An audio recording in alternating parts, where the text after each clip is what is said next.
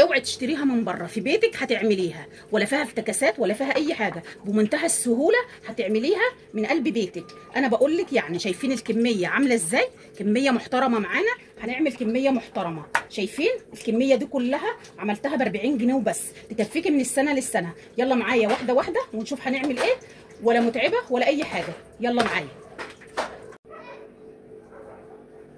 بصوا بقى، هو ده الفلفل. السلام عليكم ورحمه الله وبركاته، ازيكم يا حبايبي؟ عاملين ايه؟ صلوا على النبي. قبل ما تبداي ولا تعملي اي حاجه تصلي على الرسول وتستغفري ربنا وتقولي توكلي واعتماد عليك يا رب. ما تنسوش تحطوا اللايك وتشتركوا في القناه وتفعلوا زر الجرس عشان يوصلكم كل جديد. دلوقتي انا هعمل معاكم هرسه الشطه بالثوم ومن غير الثوم. بصوا دولت انا مقطعاهم اهو ومجهزاهم، بس انصحك تلبسي جوانت يعني في ايدي. دول انا مقطعاهم اهو، هعملهم بالثوم، وده انا هعمله من غير ثوم، اللي انتوا شايفينهم دول. تمام. دلوقتي انا هقطعه معاكم اهو وهتشوفوه اهو. بصي هتقطعيه كده، انا بقطع اهو زي ما انتم شايفين كده، زي ما انا قطعت ده.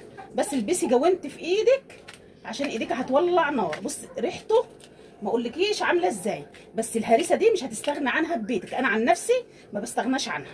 في مكرونه، في محشي، في دقه مثلا، هتعملي زيتون، هتعملي مخلل ليمون، اي مخللات بتضيفي منها. بصراحه ربنا بتنفع. ودلوقتي الفلفل ب 10 جنيه، بعد كده هتلاقيه ب 50 جنيه، ولو لقيتيه اصلا الاحمر ده هتلاقيه ب 50 جنيه ولو لقيتيه. فانا بنصحك دلوقتي هاتلك شويه وفرميهم. لو ما عندكيش كبه بالمخرطه، المخرطه بتاعت الملوخيه، وتقطعيه زي كده وتروحي فرماه بالمخرطه، وامسكي الثوم تروحي دقاه وتروحي ضيفاه عليه وتضيف عليه الملح وتقلبيه. ده لو انت ما عندكيش كبه. وفي ناس بتعملها في الخلاط بس بتضيفي شويه ميه بس بتبقى مهمطه، فكده الكبه احسن. او المخرطه بتخليه جميل تحفه. يعني انا قبل ما يبقى عندي كبه والله العظيم كنت بعمله بالمخرطه، كان بيبقى زي الفل. بقول لك زي الفل، مش هتستغني عنها بقى. سمك، محشي، زي ما انا قلت لك مكرونه، هتدحرجي بتنجان، تقلي بتنجان يعني. بصوا ما بتستغنيش عنها، بتخش في جميع الاكل، بتدي طعم وبتدي نكهه. انا ما اقولكمش، حتى شوفوا الاكل بتاعي انا ما بستغناش عنها، بضيفها في اي اكل. حتى لو صينيه بطاطس بضيف منها، في اي الاكل كله ضيفي منها، طبيخ اي اكل ضيفي منها وانت هتدعي لي. والله العظيم بتدي الاكل نكهه ما اقولكيش عامله ازاي. شايفين بقى؟ شايفين انا بقطعها اهو زي ما انتم شايفين كده. وانا عشان ما اطولش عليكم برده هفصل الكاميرا دلوقتي، وعلى ما اخلص تقطيع هرجع لكم تاني عشان ما تزهقوش مني. بس اهم حاجه تغسليها وهي سليمه كده، وتسيبيها تنشف وهي سليمه كده. تغسليها وسيبيها تنشف وتروحي ايه مقطعاها زي ما انا عملت كده وتروحي عاملاها. وهوريكي برده الملح اللي تضيفيه عليها والاحسن يعني. والبذر ده ما تشيلهوش. ليه بقى؟ البذر ده بيبقى ماده حافظه، اوعي تشيليه. والله العظيم بنصحك نصيحه، ما تشيليش البذر. ليه بقى؟ بيبقى ماده حافظه معاكي البذر ده. صوتي واضح ولا مش واضح؟ يا رب يكون صوته واضح. وانت شغاله كده تصلي على الرسول وتقولي توكلي واعتماد عليك يا رب، ربنا يسهل لك امورك. وما تنسيش تدعي لي بزياره بيت الله الحرام، وتدعي لاولادك بالهدايه، وتدعيهم ربنا يكفوهم شر الصحاب السوء ويكفوهم شر نفسهم. افضل دعوه تدعيها لاولادك هي الدعوه دي. اوعي تدعي عليهم مهما حصل، يعني ما تدعيش. انا عارفه ان هم بينرفزوا وبيعصبوا وبيخرجونا عن شعورنا وحاجات كتير بيعملوها بصراحه ربنا وعند وحاجه. بصوا يعني ربنا يهديهم، فاحنا ربنا يهديهم لنا كلنا يا رب. فاحنا ندعو لهم بالهدايه ويكفوهم شر الصحاب السوء ويكفوهم شر نفسهم. دي اهم دعوه. وما تنسوش تدعوا بزياره بيت الله الحرام ولكم المثل. قطعت اهو زي ما انتم شايفين كده. هضيفه بقى في الكبه اهي.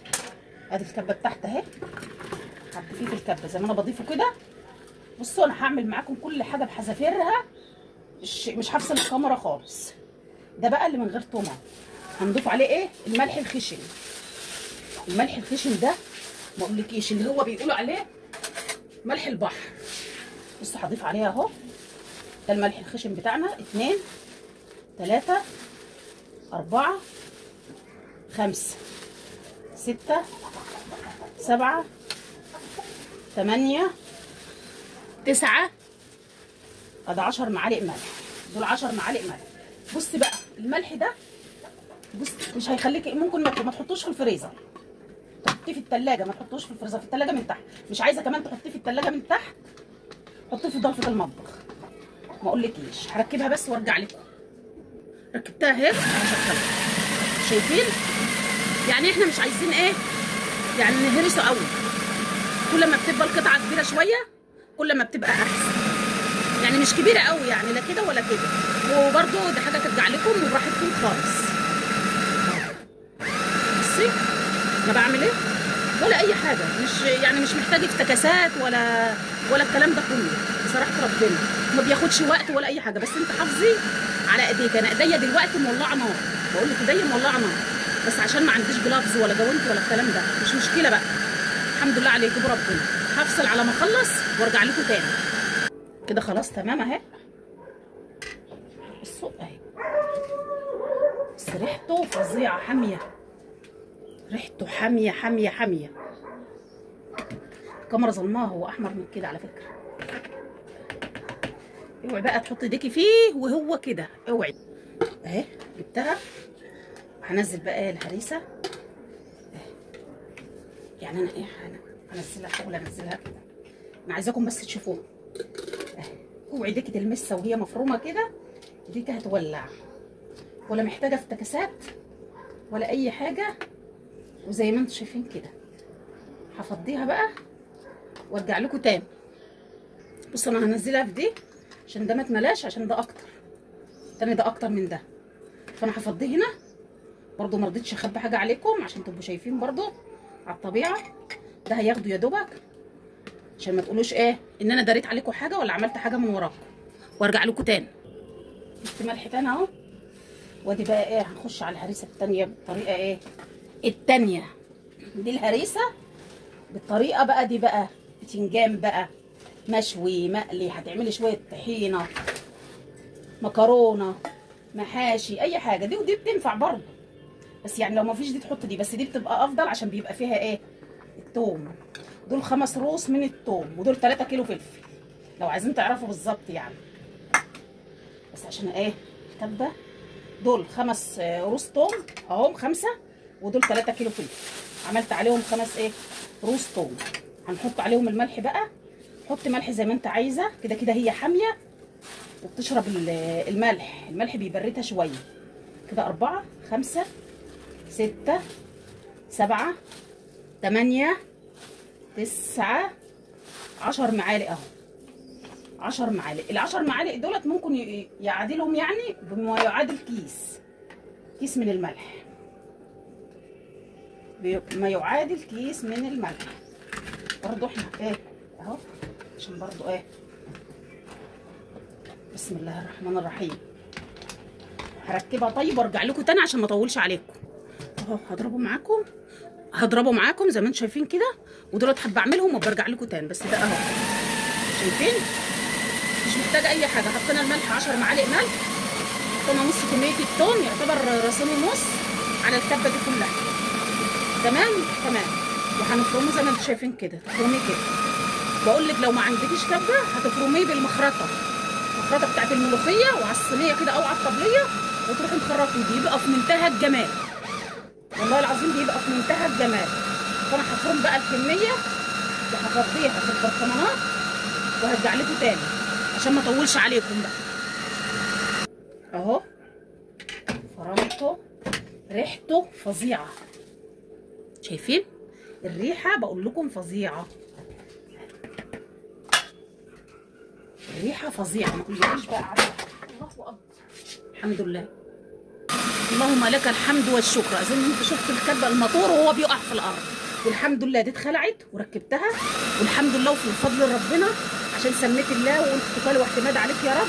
ربنا ما رضاش يزعلني، والحمد لله طلعت سليمه والحمد لله. وقدر الله ما شاء فعل. احمدك واشكر فضلك يا رب. الحمد لله. والله كنت بحسبها مش هتشتغل. نسيت اقول لكم ان انا حطيت كمون، ولاد للامانه كمون وملح وثوم، كمون وملح وثوم. هنشوف دلوقتي هنحط ايه تاني. هنحط كمان اضافه برضو معاكم. اللمبه معلش بترمش. هحط كمان اضافه دلوقتي حالا. معلش الكلاب بتهوى تحت. هعمله وافضيه في البرطمانات وارجع لكم بقى. بصوا بقى، ديت اللي من غير توم. دي اللي من غير توم تنفع للمخللات دي، وتضيفي منها برضو على الاكل كله، مش مشكله يعني. ديت تضيفي منها على كله.